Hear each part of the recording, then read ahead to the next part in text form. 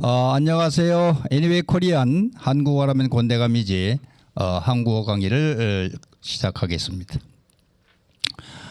지난주 강의에서도 말씀을 드렸지만은 지금 우리는 지난주에 단어가 무엇이고 그다음에 단어에 따라서 자립 형태소냐 의존 형태소냐 그다음에 어휘 형태소냐 문법 형태소냐를 이렇게 해서 구분하는 방법을 말씀을 드렸고, 즉 그거는 무슨 얘기냐라고 하면은 형태소라고 하는 것은 더 이상 쪼개면 뜻이 없어지는 이런 의미입니다. 그래서 단어입니다. 그런데 단어는 어떻게 형성되느냐고 하면은 음절이 모여서 이제 단어가 형성이 되고, 또 단어가끼리 모여서 저기 되면 뭐가 되냐면 이제 어절이 되고, 어절이 모여서 문장이 되고 문이 된다. 즉 이거는 여러분들이 한국어를 아는 가장 기본적인 음운이라고 하는 것은 소리입니다. 즉 소리가 나려면 자음과 모음이 합쳐져야 소리가 납니다. 그다음에 그러한 자음과 모음이 합쳐져야 뭐가 되느냐, 그것이 음절이 된다 이런 얘기죠. 그러면 음절과 음절이 모여서 뭐가 되냐면 단어인데, 음절이 모여서 한 음절로 되는 단어도 있고 이 음절도 있다 이런 얘기를 말씀을 드리는 거고, 그러한 음절이 모여서 뭐가 되느냐, 그것이 단어가 된다. 그 단어는 더 이상 쪼개면은 아무 뜻이 없는 최소 단위의 말이다. 그것이 단어입니다. 그 단어가 모인 것이 뭐냐라고 하면 이제 어절이라고 하는데, 어절이라고 하는 것은 한국어에는 띄어쓰기라는 게 있습니다. 그 띄어쓰기를 어절이라고 합니다. 즉 단어와 단어가 합쳐졌을 때 한 어절이 된다 이런 얘기죠. 그러면은 그러한 어절들이 모여서 되는 것이 뭐냐면 센텐스, 문장이 됩니다. 그럼 여러 가지 문장이 이루어지는 것이 뭐냐면 글문자입니다. 글이 된다 이런 얘기죠. 자, 그래서 지난 강의에서는 그 품사를 얘기를 잠깐 드렸고, 그 품사가 그 문장 내에서 어떤 기능, 역할을 하느냐를 얘기를 드렸는데, 오늘은 좀 더 지난번에 말씀을 드렸던 그 부분을 요약해서 여러분들한테 기억에 확실하게 입력을 시킬 수 있는 방법을 하기 위해서 이 도표를 그려놓고 강의를 하는 겁니다. 자, 한국어의 품사는 다시 리마인드 시켜드리면은 명사, 동사, 형용사, 이런 부사, 이것이 이제 가장 기본적인 품사, 아주 키워드, 중요한 팩터가 되는 품사입니다. 명사, 동사, 형용사, 부사가 있고, 그 다음에 또 거기에 또 뭐가 있냐면 수사와 대명사가 있고, 베트남어나 라오스어나 인도네시아에 없는 이 한국에 있는 조사가 있습니다. 그 다음에 감탄사가 있고 관형사라는 게 있어 총 9개의 품사가 있다는 얘기입니다. 자, 품사는 여러분들 이 표에서 보는 것과 마찬가지로 품사가 명사, 대명사, 수사가 있고, 그 다음에 동사, 형용사가 있습니다. 그 다음에 관형사, 부사가 있고 조사, 감탄사가 있습니다. 최소한도 한국어를 한다고 하면은, 한국어를 배우는 여러분들 입장에서는 최소한도 한국어에 갖고 있는 이러한 품사의 단어를 알고 있어야 된다. 자, 그러면 여기서 제가 말씀을 드리는 거는 이제 이거를 갖고 어떻게 이제 또 구분을 해서 자기 하느냐라고 하면은, 자, 우리 단어에다가 이렇게 품사의 기능을 품사라고 명명을 해줘서 이름을 지어줬어요. 그러면 그 품사가 문장 내에서 어떠한 기능을 하느냐는 것을 여러분들이 알아야 됩니다. 즉 품사는 9개에서 구사가 됩니다. 그런데 그 품사가 하는 역할이 있습니다. 어디에? 문장 내에서 하는 역할이 있다는 얘기죠. 즉 명사, 대명사, 수사는 그 문장 내에서 무슨 역할을 하냐면은 주어, 목적어, 보어 역할을 합니다. 자, 그다음에는 동사와 형용사는 서술어의 역할을 합니다.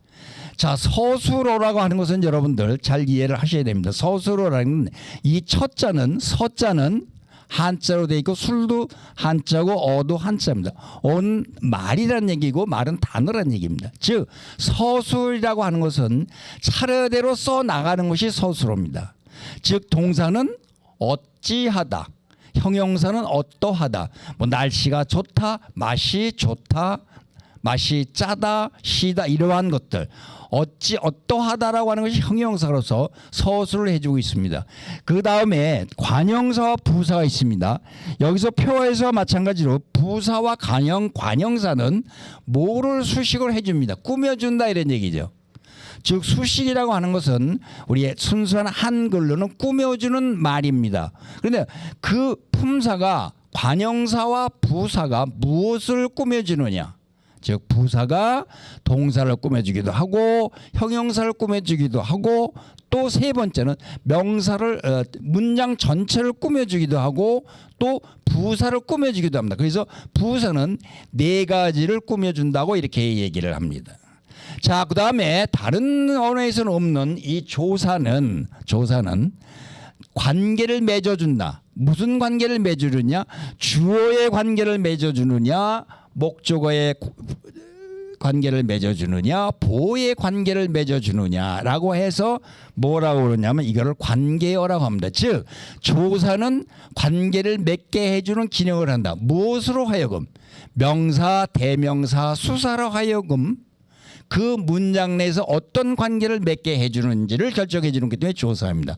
조사도 여러분들 이렇게 많지는 않습니다. 전치사처럼 이렇게 많지는 않지만은 그래도 여러분들이 꼭 이거는 기억을 해줘야 될 것이 있다라는 것을 말씀을 드리고 여기 있는 이제 감탄사라고 있는 건데 이거는 감탄사는 혼자서 사용하기 때문에 독립어라고 합니다. 이렇게 이거는 뭐 그렇게 문장이나 글에서 많이 나오진 않습니다만은 그래도 품사를 구분하고 또 역할을 하는 데서는 이런 것을 이렇게 독립어라고 얘기한다.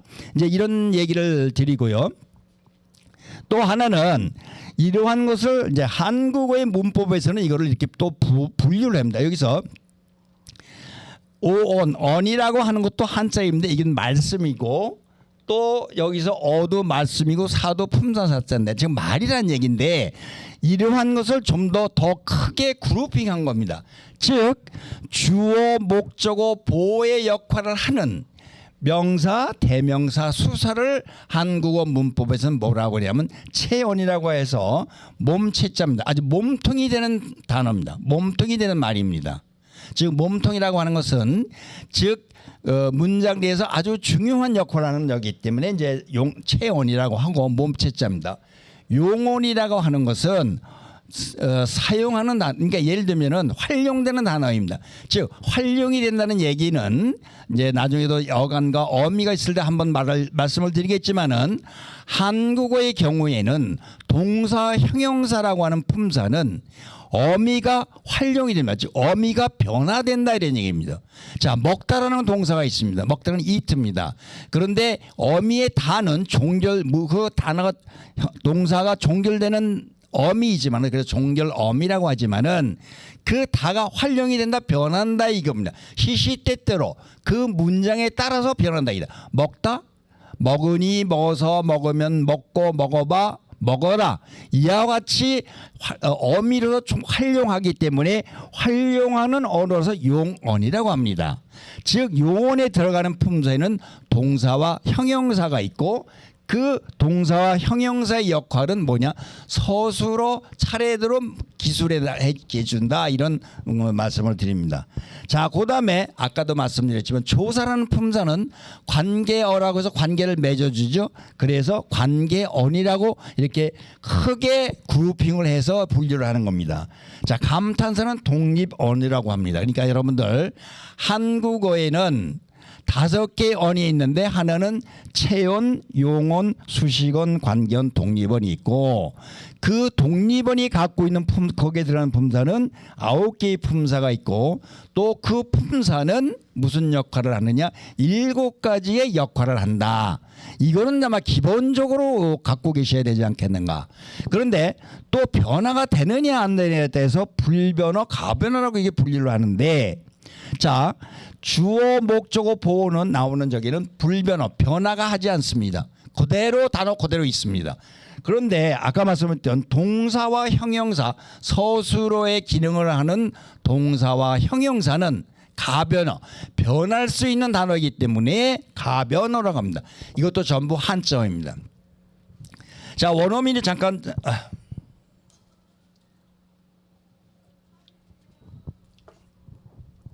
한국어를 쓰는 원어민이든 한국어를 배우는 외국 학생이든 누구나 다 여러분들이 문법이나 나오는 단어나 이 뜻을 이해하는데 어려운 것은 한자로 구성되어 있다. 한국어의 75%는 한자로 구성되어 있는 거기 때문에 그 한자의 뜻을 모르겠고 그냥 외우거나 이렇게 하기 때문에 이해를 하기가 어렵습니다. 그래서 저는 가능하면은 한글로 썼어도 그것이 어떠한 뜻인지를 한자 풀이를 통해서 쉽게 해드리려고 노력을 하고 있습니다. 자, 그러면은 그래서 여러분들은 중요한 것은 일단은 단어에서 글을 냈던 그 문장이 됐던 어절이 됐던 꼭 기억해야 될 것은 자음과 모음으로 되어 있는 것을 우리는 소리라고 하는데 그것이 뭐냐면 한글 문법에서는 운이라고 합니다. 이게 소리음, 소리운입니다. 소리음하고 소리운인데 앞에 나오는 소리음에는 자음과 모음이고 운은 이게 한국에도 옛날에 장음이고 단음이 있었습니다. 고저가 있었는데 지금은 현대의 한국인 중에서는 이렇게 장음과 단음을 확실하게 구분하면서 발음하는 것은 없어졌지만은 그러나 자음과 모음을 또는 모음 자음의 이 장음 단음을 토탈 총적해서 음운이라고 한다. 그리고 그 음절이 모여서 즉 자음과 모음이 모여서 뭐가 되냐면 음절이 된다. 즉 음절이라는 건 자음과 모음이 합쳐져 있는 것을 음절이라고 하는데 맞입니다. 맞이절자. 그래서 그 음절이 모이면 뭐가 되냐면 단어가 된다 그런 얘기시죠. 그럼 단어가 모이면 또 뭐가 되느냐면 이거는 어절이 됩니다. 그리고 그 어절이 모이면 문장이 되고 여러 개의 문장이 모이면 글문자 글이 된다 이런 얘기고요. 그 다음에 5원 7호9사 5개로 크게 그룹핑을 하는데 그 그룹핑되어 있는 언 속에는 품사들이 이렇게 분류가 돼 있고 각 품사들은 이러이러한 역할을 한다 이런 얘기를 하면 되는데 중요한 것은 이 조사가 명사와 결합이 돼서 그 명사가 문장 내에서 무슨 역할을 하게 만들어줍니다. 뭐가? 조사가. 즉 조사는 명사를 어떤 역할을 하게끔 만들어주는 기능을 하고 있다라고 한 모양입니다. 그러면 여기 보면은 명사, 대명사, 수사가 주어, 목적어, 보어가 됐잖아요. 그럼 명사 자체가 주어가 되는 게 아니고 반드시 명사 뒤에 뭐가 붙어야 되냐면 이 조사가 붙어야 된다 이런 얘기죠. 지난 시간에도 아마 주격 조사인 이가를 갖고 말씀을 드린 것 같고 드렸고 또 목적격 조사로 해서 뭘 말씀을 드렸냐 하면은 을과 르를 설명을 드렸습니다. 그다음에 부사격 조사로서 에서를 가르쳐 드렸고 또 보호격 조사, 보호격 조사로 만드는 이 가도 말씀을 드렸습니다. 이와 가는 주격 조사이고 보호격 조사가 되는데 그럼 어떤 때 이를 쓰고 어떤 때 가를 쓰느냐 이거를 문법적 용어로 같은 역할을 하는데 이 형태 다른 형태로 나온다고 해서 이 형태 조사라고 하는데 단어의 끝 음절에 자음으로 끝나느냐 모음으로 끝나느냐에 따라서 이 가가 달라진다. 즉 여러분들 좋아하는 라면이 있습니다. 라면 국물 이거는 국물에는 미음이란 자음과 우라고 모음에 리을이라는 자음이 붙어 있는데 이 자음으로 끝났을 때 주격조사는 이가 되는 겁니다. 그 다음에 여러분들 좋아하는 BTS 가수가 있는데 가수라고 하는 단어에는 우라고 하는 모음으로 끝났고 자음이 없기 때문에 뭐라고 하느냐 가로 된다. 그러니까 이와 가는 앞에 나온 명사를 주어로 만들어주는 역할을 하는데 앞에 그 뒤에 단어의 받침이 자음이 있느냐 없느냐에 따라서 이를 쓰고 가를 쓴다. 이런 것은 앞으로 나오는 그 예문을 갖고 수시로 말씀을 이제 이렇게 드리도록 이렇게 하겠습니다. 자, 그러면은 자, 오늘은 이렇게 얘기 말씀드렸고 지난번에 여기서 이제 목적어 이제 주격 조사를 말씀을 드렸기 때문에 오늘은 여기에서 이제 목적어와 보호로 쓰이는 이러한 예문을 갖고 한번 더 설명을 드리도록 하겠습니다. 자, 그러면은 이러한 그 이제 품사도 지우고 5원 7호 9사라고 되어 있는 것도 있고 역할도 있고 변화 이런 거 있기 때문에 이걸 전부 다 지우고 이제 예문을 갖고 한 번 더 설명을 드리도록 하겠습니다. 자, 이게 여러분들이 이제 한국어를 이제 배우거나 또는 지금 하고 있는 학생들 입장에서는 개념을 확실하게 알고 그것이 어떻게 쓰이는 건지를 잘 알아야 이제 그 쉽게 문제를 풀어갈 수 있다. 이제 이렇게 얘기를 드릴 수가 있는 겁니다. 자, 그러면 오늘은 이런 예문을 갖고 한번 말씀을 드려보겠습니다.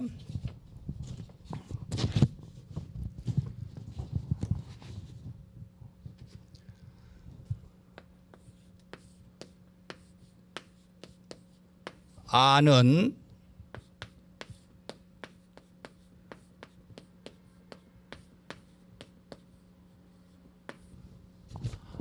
사람을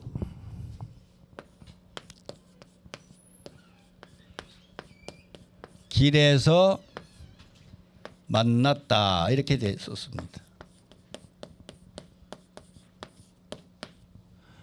자, 그러면은 말씀을 드렸던 그 품사와 이제 저기라고 간단히 말씀드립니다. 자, 아는이라고 하는 것은 알다라고 하는 기본형이 있는데 이게 뭐냐면 이게 어미입니다. 이게 눈으로 관형격 조사가 돼서 이때 니을이 탈락이 됩니다. 지난번에 의문론에서 말씀을 드렸을 때 니을 탈락이라고 하는 동사가 있다고 그러는데 그래서 아는 사람을 이렇게 됩니다. 근데 한국어의 경우에는 수시로 주어가 생략이 됩니다. 즉 한국어는 상대방하고 얘기를 할 때는 상대방이 있기 때문에 나라고 하는 주격 조사가 빠집니다. 주어가 빠지는 경우가 많습니다. 여기서는 나는 이렇게 되는 건데, 자, 나는, 자 보세요. 나는 아는 사람을 길에서 만났다 하겠습니다. 이때 을은 뭐냐 하면은 아까도 말씀을 드렸지만 을은 조사입니다.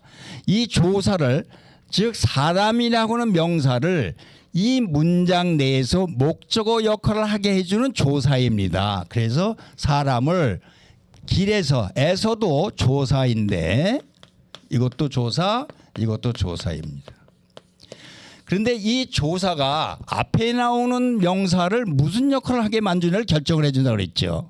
관계를 맺게 해준다. 뭐냐면은 을이라고 하는 조사 때문에 사람은 이 문장에서 어떤 관계가 되느냐, 목적 관계가 되고 이 에서라고 하는 부사격 조사가 길이라는 것을 부사어로 만들어주는 겁니다. 그래서 만났다는 것은 만나다라고 하는 동사입니다. 그런데 여기에 이제 다가 이렇게 어미가 되어 있는 것이죠.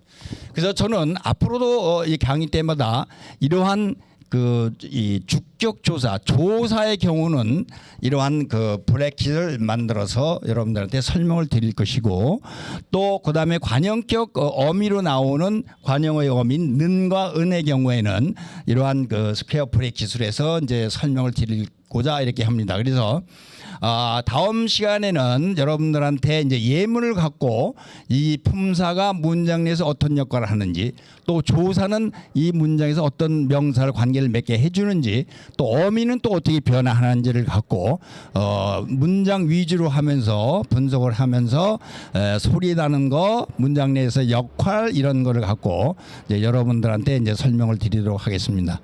자, 지금까지 경청해 주신 여러 학생들이 감사의 말씀을 드리고 다음 시간에 또 만나 뵐 것을 약속드리면서 오늘 강의는 여기서 마치도록 하겠습니다. 자, 감사합니다.